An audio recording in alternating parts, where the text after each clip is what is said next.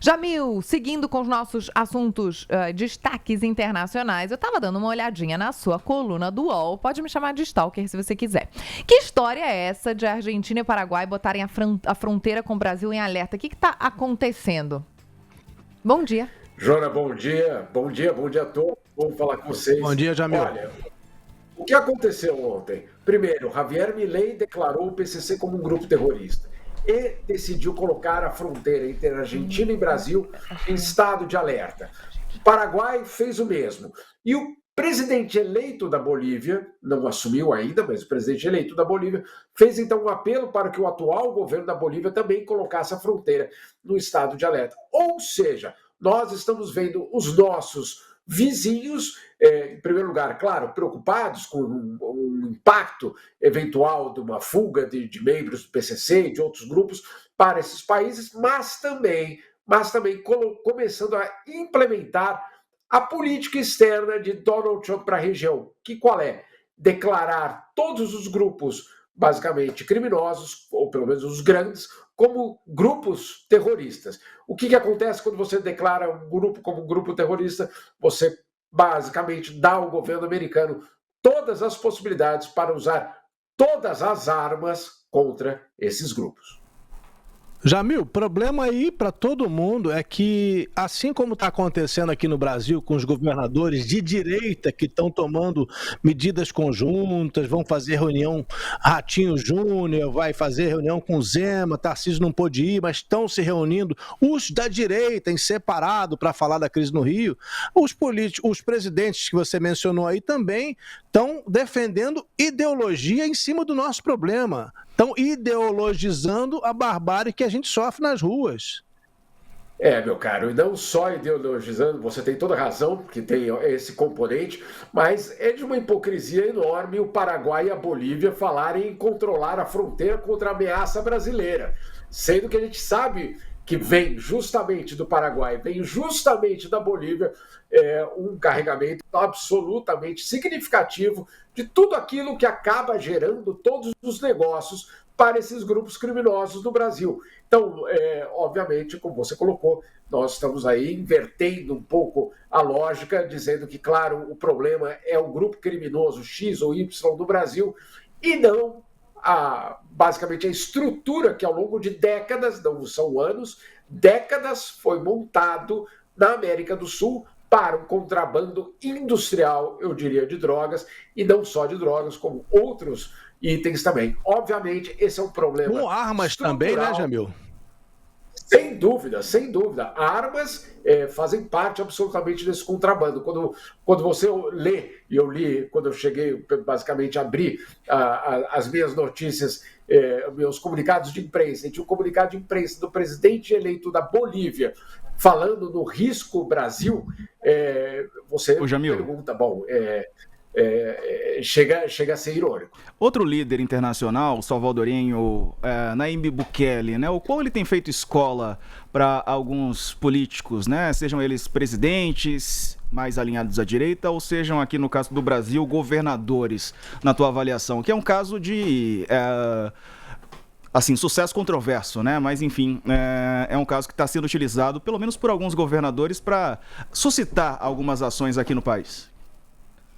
Sem dúvida, ele tem sido colocado justamente como uma espécie de modelo para o combate ao crime organizado. Obviamente, como você colocou, Diego, com enormes polêmicas em relação a isso, principalmente no que se refere basicamente a decretar um estado de exceção do país durante meses, justamente para poder, entre aspas, combater esse grupo ou esses grupos criminosos. Lembrando que da parte do Brasil são vários os políticos que já foram visitar o modelo do Bukele, e não só políticos, também candidatos. Eu me lembro do Marçal, candidato aí em São Paulo, indo visitar o país centro-americano para buscar inspiração para as políticas de segurança pública. Obviamente, extremamente polêmico, afinal de contas, é uma política que leva em consideração, basicamente, apenas a violência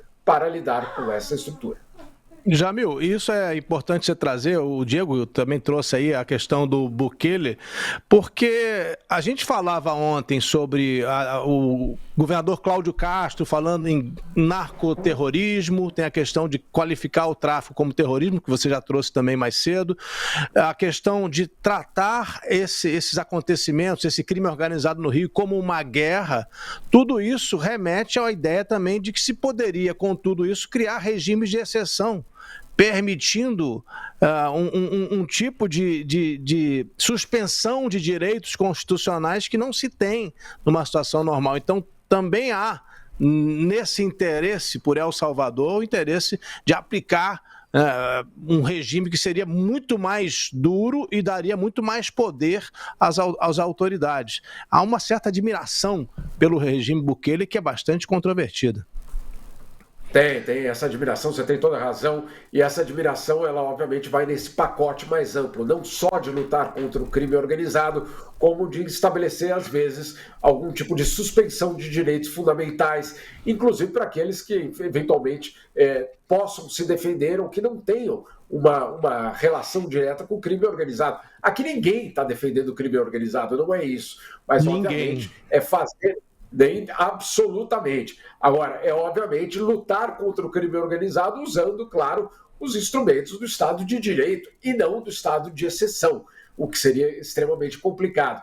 No caso da América Latina, nós temos ouvido recentemente o secretário de Guerra dos Estados Unidos, o Pete Hegseth, dizendo que esses terroristas, que foram declarados agora pelos Estados Unidos como terroristas, precisam ser tratados da mesma forma que os basicamente militantes da Al-Qaeda foram tratados no seu momento. Ou seja, sem nenhum tipo de garantia, não só para aqueles grupos, mas eu diria até mesmo para a integridade territorial daqueles países onde esses grupos estão presentes.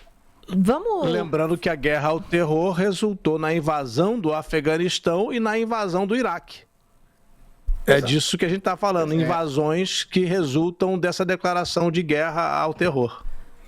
Jamil, quero te perguntar sobre nova reunião entre Brasil e Estados Unidos. Você tem informação sobre isso? Mudando absolutamente de assunto e pensando aqui na nossa economia e na nossa geopolítica.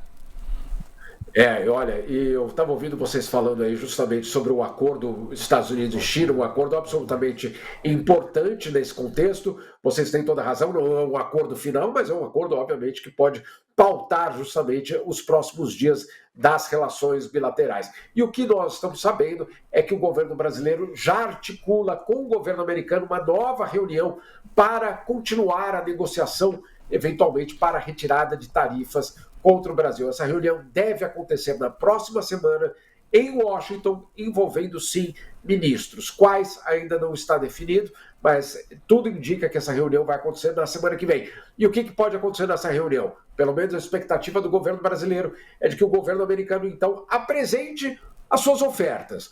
Basicamente, a lista de exigências. Olha, eu tiro o tarifaço ou reduzo aquelas tarifas se vocês nos apresentarem essas, vamos dizer assim, aberturas do mercado brasileiro. O que já ficou claro, pelo menos segundo o governo brasileiro, é que aquela história de Jair Bolsonaro, de um processo, do julgamento, que aquilo está fora já da agenda. O governo americano não vai colocar esse tema como condicionante para a questão tarifária, pode colocar para outros temas, como a Lei Magnitsky contra o Alexandre de Moraes, etc., mas no que se refere ao comércio, a nossa informação é de que o governo brasileiro já não espera mais que esse tema volte como um condicionante, como uma exigência. Então, o que pode vir aí? Quais são os condicionantes que o governo americano pode apresentar? Bom, em primeiro lugar, acesso às terras raras do Brasil, mas também acesso, obviamente, a certos mercados específicos, como o do etanol, e, por que não, a compras governamentais, ou seja, licitação pública no Brasil.